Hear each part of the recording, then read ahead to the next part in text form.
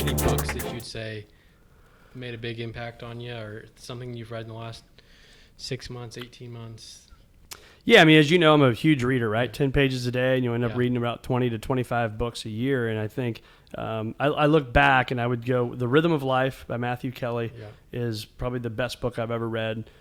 Just a phenomenal guy and a phenomenal book, and it really helped me change the way I thought about a lot of things. I would say The Energy Bus. It's an easy read if you have children. You know, a couple of my kids have read that book. John Gordon. John Gordon, Jon, John Gordon.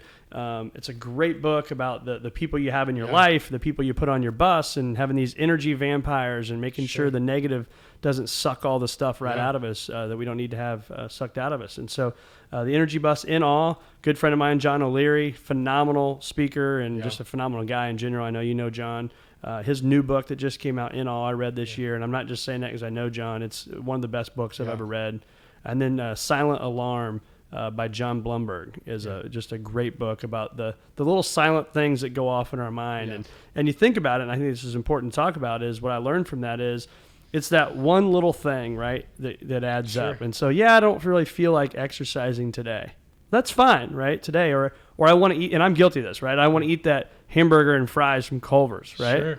Yeah. That's fine. But if you do that every day, it's like all of a sudden you start winding the gap, and then all of a sudden you're like way over here, right? Yeah. So how did that? You haven't always been an avid reader. So how did that habit start? What made you decide to make that decision and then now stick with it for quite a while?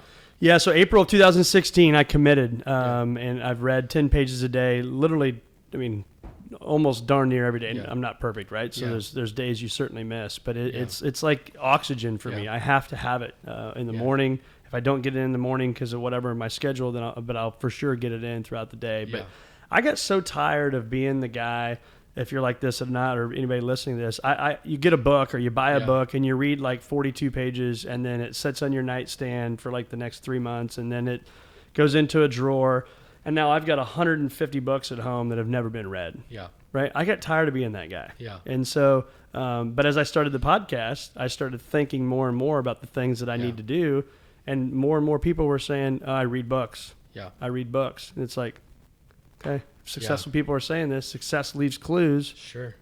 Let's start reading some books. Yeah. Yeah. Is there anything that you would say that excites you? We talked about energy vampires on John Gordon's book, but excites you, energizes you, gets you out of bed every day to keep moving on? Oh, yeah. We could do a whole show on that. Yeah, I mean, I think, and you've probably heard me say this 1,000 times, but when you know your why, anyhow is possible. I'm very clear on my why, right? I'm very clear on why I do the things that I do every single day, that why they get me out of bed, from things I want to do for my family, things that I want to do in the community, maybe a legacy you want to leave behind. I mean, whatever it is, I'm very, very, very clear on that stuff. And so, and when my alarm goes off, I'm not one of those guys that just, jumps up in the morning at 5 a.m. and wants to, run through a brick wall. I wish I was, but I'm not. So I have to set an alarm. But that alarm has 2 sayings on it, and it's the things that I want to accomplish, in the near future. And when that alarm goes off and I look at my screen and it says these 2 things, and if I continue to hit snooze, what am I doing? I'm continually saying no to my own dreams. Right? And if they're my dreams and they have lots of reasons behind it, I always tell people I think you need to have anywhere from 10 to 20 reasons behind every goal. Then there's some teeth to it, and you'll probably go out and accomplish it, right? So on those goals that I have written down, there's big whys behind that, right? And so those are the things that I have to choose to say no to if I continually hit snooze or I continually don't get out of bed, right? So be very, very clear.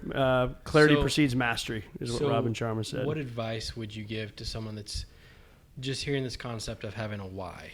What advice would you give? How does someone develop a why, or thoughts around this concept of having a why for individuals? Yeah, that's a good question. I think, one, I would say don't beat yourself up over not having a why. It becomes something that when you work on it every single day. And so since August of 2005, those little black journals behind you there, I have spent at least an hour and a half every week of every year since 2005. So 15 years next month.